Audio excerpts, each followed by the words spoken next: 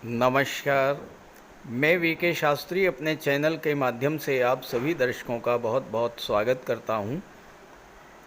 ग्रहों के सेनापति, पराक्रम, पुरुषार्थ, शौर्य और ऊर्जा के कारक मंगल 1 जून को राशि परिवर्तन करके गुरु की राशि मीन राशि को छोड़कर अपनी मूल त्रिकोण राशि मेष राशि में गोचर कर चुके हैं और मेष में ही 12 जुलाई तक गोचर करेंगे।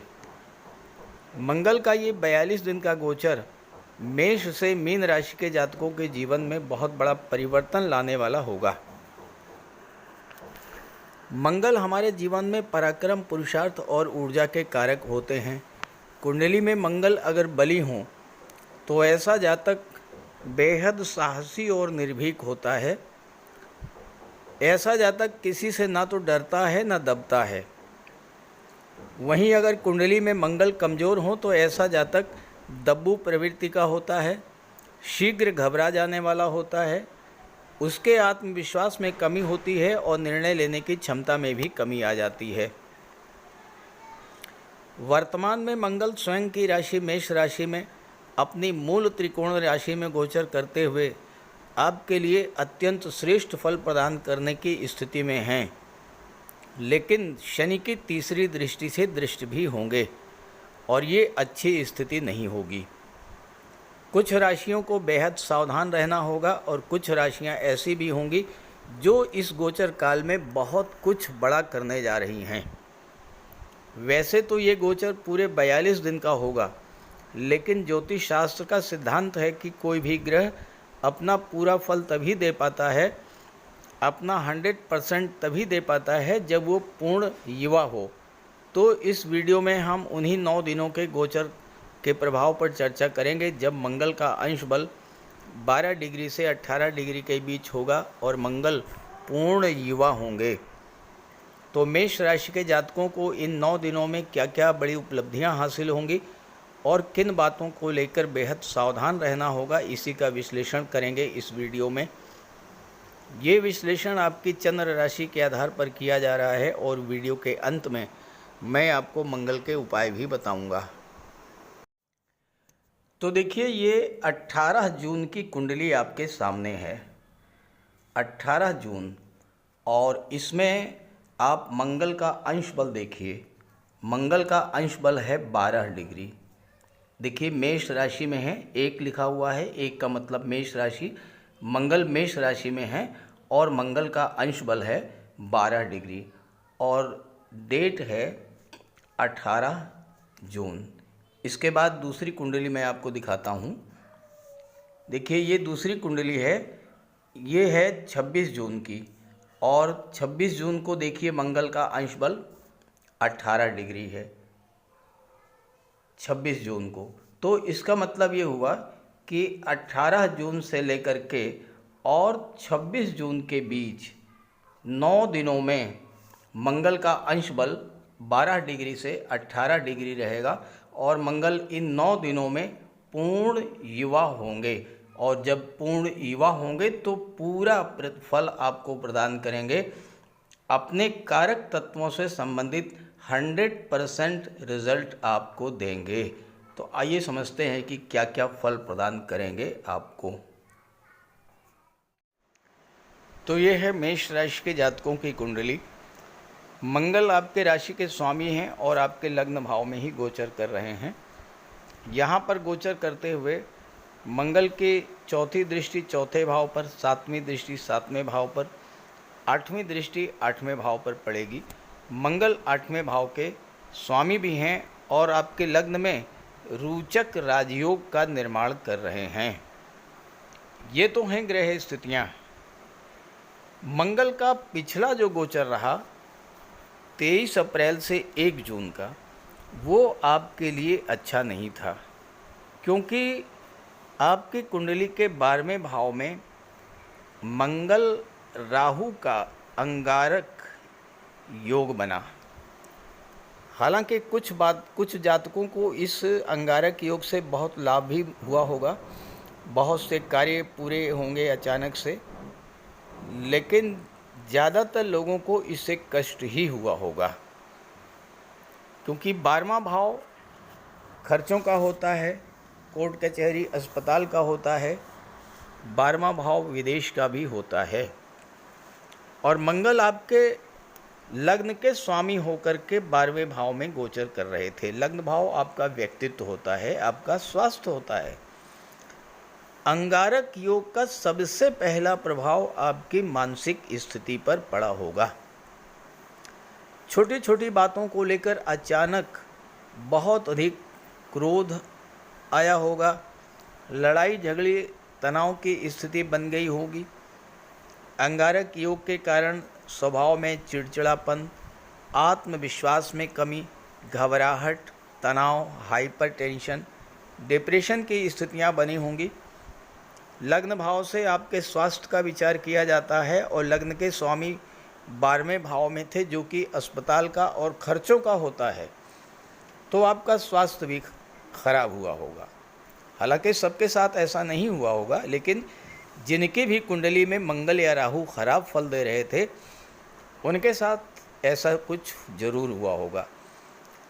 दिल की धड़कन बढ़ जाना, शरीर में जकड़न होना, मानसिक तनाव, अनजाना भय, phobia, piles, high blood pressure, इस तरह की समस्याओं से आप जूझे होंगे। 12वां भाव खर्चों का होता है और खर्चे आपके नियंत्रण के बाहर हो गए होंगे। बिला वजह के फालतू की चीज़ों पर आपका धन खर्च हुआ होगा। आर्थिक रूप से अंगारक योग ने आपको बहुत कष्ट दिया होगा। जल्दबाजी में गलत निर्णय लिए जाने के कारण धनहानि हुई होगी। अस्पताल या कोर्ट कचहरी के खर्चों ने आपको बहुत ज़्यादा परेशान भी किया होगा। अंगारक योग का प्रभाव आपके दाम्पत्य जीवन पर, आपके परिवार पर और आपके लव रिलेशंस पर भी पड़ा होगा। बिला वजह की गलतफहमी, शक, कलह, ये सब हुआ होगा। कार्यस्थल पर भी स्थितियां आपके अनुकूल नहीं रही होंगी। बिला वजह बॉस या सीनियर से मतभेद हुआ होगा। माता पिता संतान से भी संबंध खराब हुए होंगे और हो सकता है कि प्रॉपर्टी को लेकर के भी किसी तरह का कोई विवाद हुआ हो। अगर ऐसा कुछ हुआ हो तो कमेंट करके ज़रूर बताइएगा। मेष राशि के जातकों के लिए मंगल का पिछला गोचर जितना खराब था उतना ही अच्छा होने वाला है वर्तमान का गोचर, क्योंकि मंगल अपनी मूल त्रिकोण राशि में गोचर कर रहे हैं, केंद्र के भाव में हैं और लग्न में रोचक राजयोग बना रहे हैं।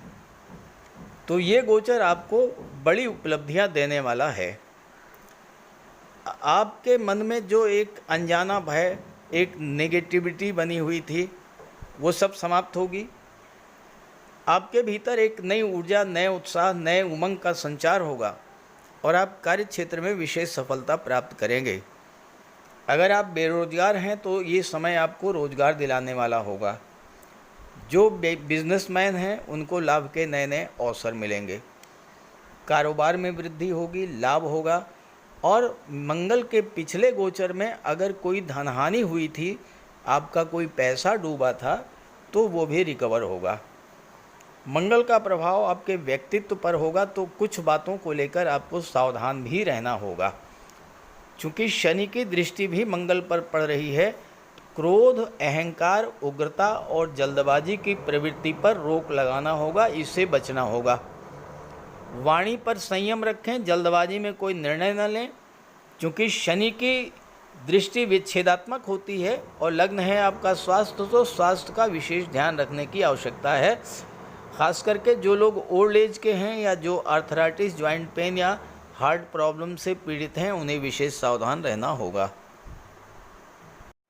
मंगल की चौथी दृष्टि चौथे भाव पर पड़ेगी। चौथा भाव भूमि, भवन, प्रॉपर्टी को शो करता है। मंगल को भूमि पुत्र कहा गया है। मंगल भूमि के कारक होते हैं और लग्न में राजयोग बना रहे हैं, तो राजयोग का प्रभाव चौथे भाव पर भी पड़ेगा। आपके लिए ये गोचर बहुत ही महत्वपूर्ण है।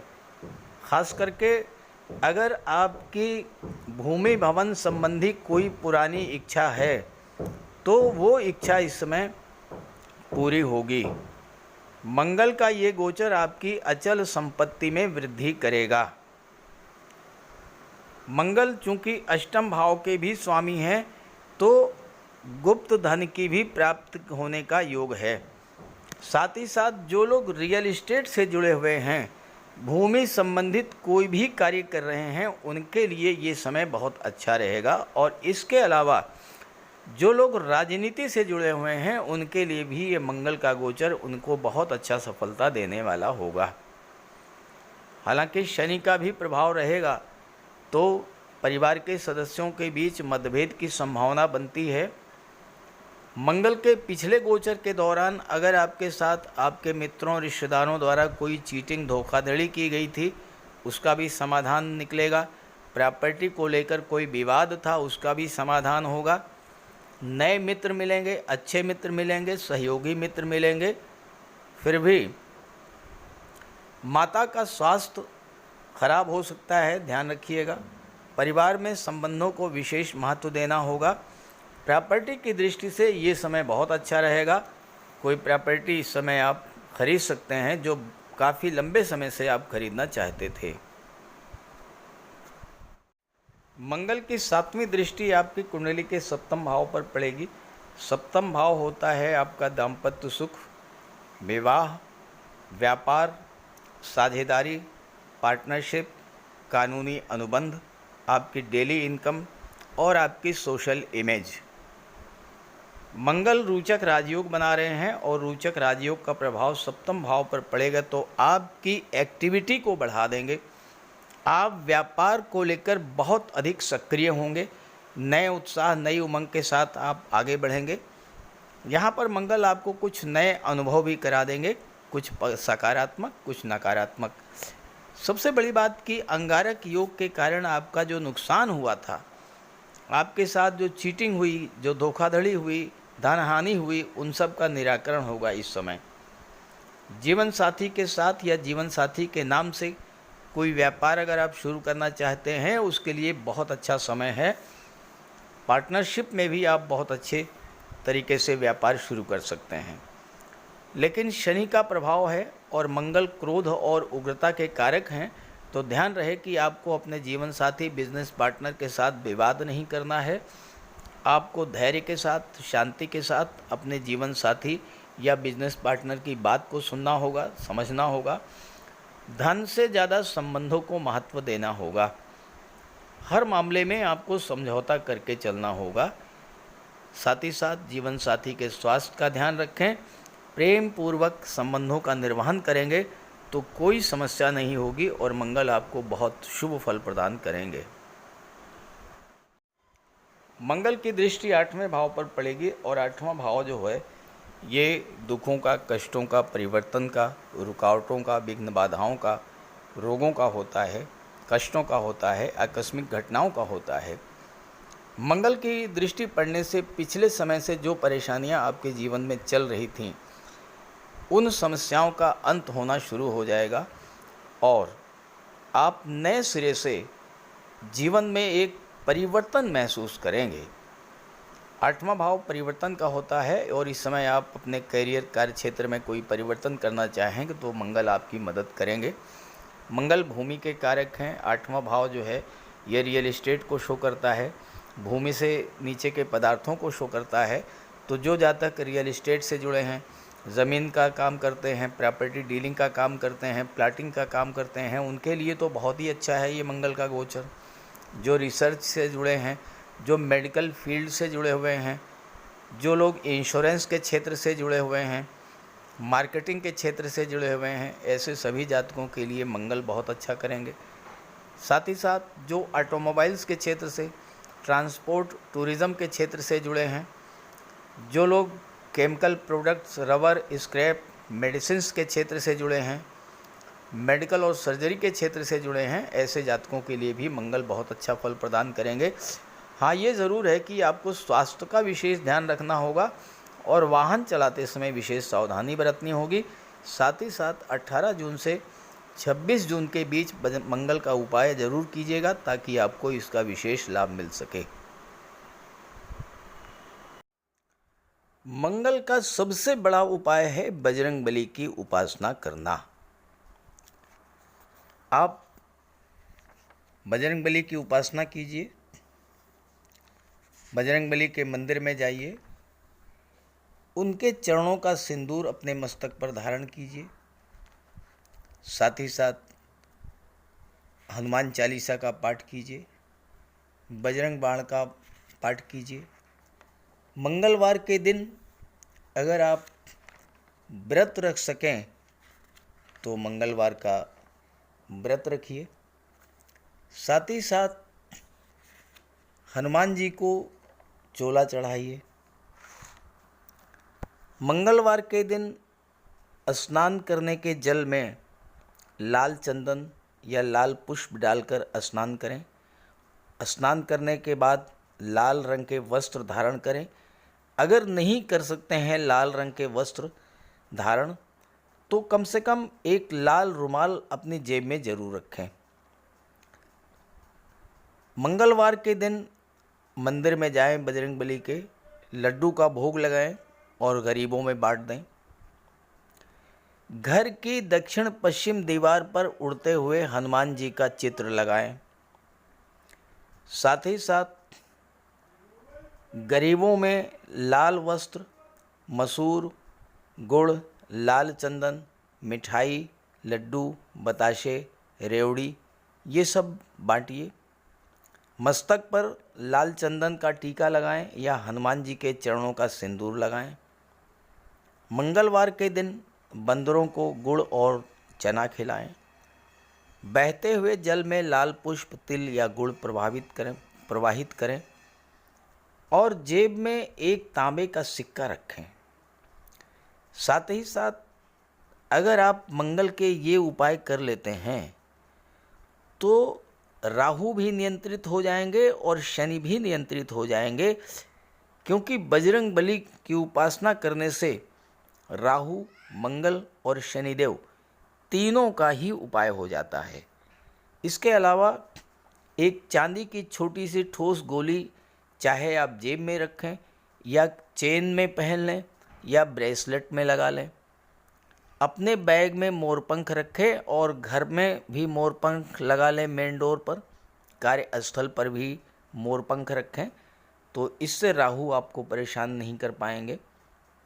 तो ये सब उपाय बहुत आसान हैं। सुंदरकांड का पाठ कीजिए, बजरंग बाण का पाठ कीजिए, हनुमान चालीसा का पाठ कीजिए। ऐसा कोई उपाय नहीं है जो आप नहीं कर सकते, और आप इन उपायों को कीजिए, फिर देखिए आपको कितना बड़ा लाभ मिलता है। नमस्कार।